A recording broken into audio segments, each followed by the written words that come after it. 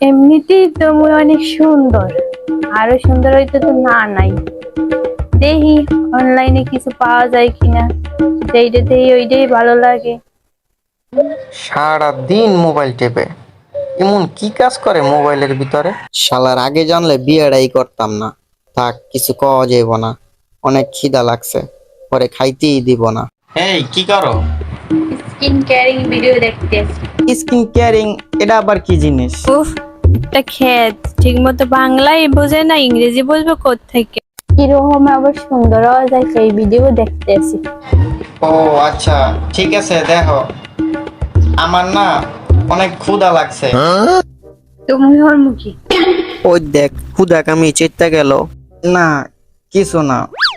ওই জায়গায় রাইন্দে থুয়েছি, পারলে লই খাইয়ে লো। মেজাজটা যে এখন কি খারাপ হইতাছে। ও আচ্ছা, ঠিক আছে, এইটার প্রতিশোধ তো আমি নিমই। সময়টা আইতে দে, এমন হাল করমু তোর, না পারবি সইতে, না পারবি কইতে। কি যে মনে হয় নিজেরে। লা লা লা লা লা লা লা লা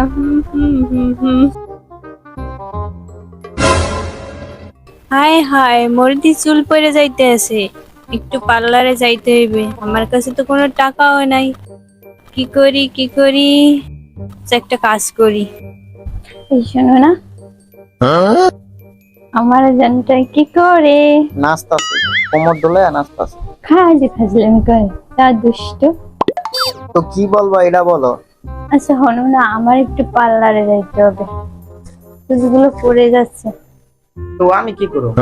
তুমি কি করবে মানে?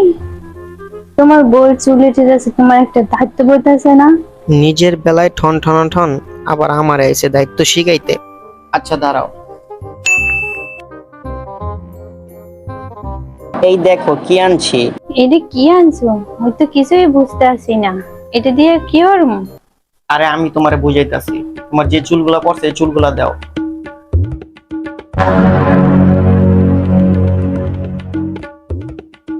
এই লও।